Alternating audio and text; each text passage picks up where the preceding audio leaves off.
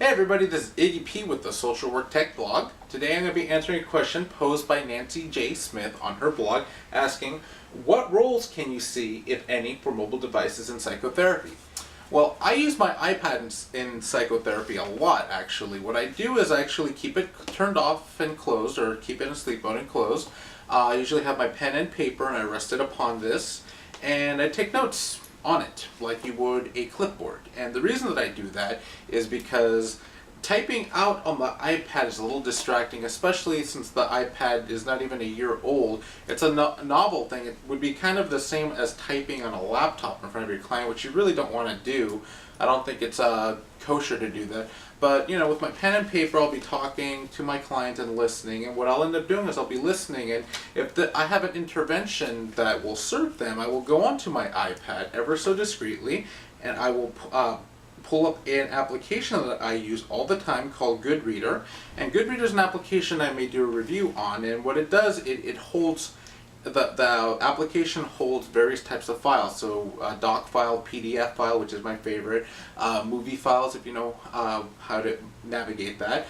On Goodreader you can create folders, and I have one called Social Work Tools, or Social Work Toolbox, or however you want to title it. And what I do in this is that I will go into the folder I have for interventions, and let's say that the client is talking about domestic violence and that they're talking about how that trauma has impacted them. I have a folder in here called Domestic Violence, and I actually have a video in English and in Spanish. I'll pull up the English version.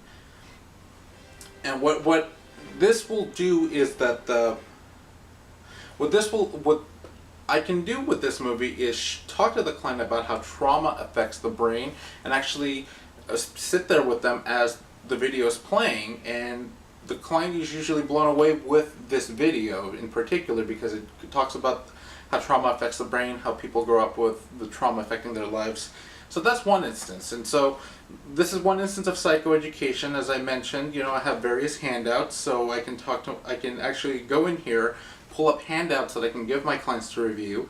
Or in one case, I actually have a psychoeducational piece which I designed in an application called Keynote. Keynote is the equivalent of Microsoft PowerPoint.